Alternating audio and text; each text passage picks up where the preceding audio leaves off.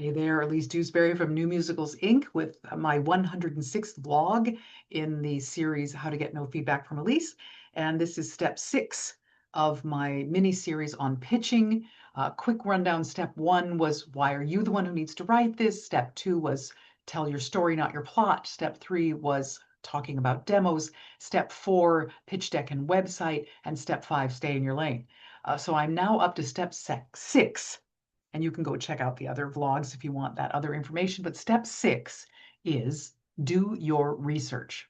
So when you're trying to find a producer to pitch your show to the best of your ability, make sure that you have done your research to make sure that you are approaching people who have some likelihood of being interested in what you're offering. What does that mean? That means, get on the old internet and find out what theaters are doing the kinds of shows. Is it theater for young audiences? Is it edgy theater? Is it, pushing the boundaries? Is it a big cast? Is it a period piece? Is it a two-person cabaret?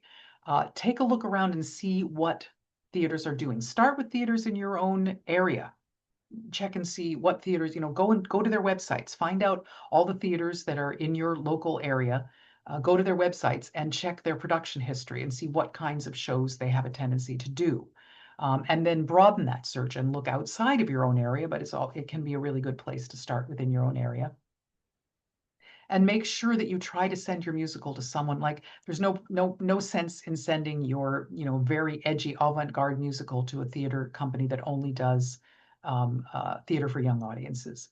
And if you send your work to someone and it's really apparent that it's not a match, then you look like the worst amateur to them, and they're not going to be interested in you. And to that degree, I mean, I have people send me stuff all the time, and sometimes people have been to my website and they see what it is that I do, and they submit appropriately, and they say, I'm looking for some feedback, and they decide what level they want that feedback on. But I also almost daily get emails from people where they say, I've got a great new show with a toe tapping score, and it's the best thing, and it'll be beautiful on Broadway. Here it is. And I'm thinking, why did they send that to me exactly? Because if you go and look at my website, you will see that I don't produce toe tapping shows on Broadway. I wish I had that money, but I don't. I give feedback on shows in development. That's what I do, and that's pretty clear on my website. So there's no point in sending me something if you don't want feedback on it. If you want me to produce it, don't send it to me. Find a producer.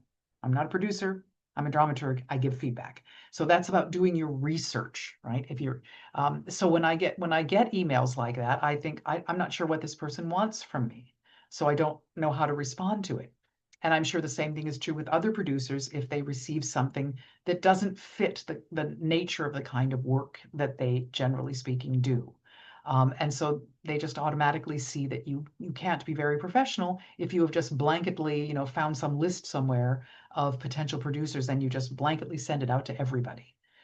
Do your research. It's better to send out 5 or 10 inquiries to people who might actually be interested in your work than it is to get yourself a list and send out 100 blanket inquiries where you haven't actually done the research to figure out who might be interested.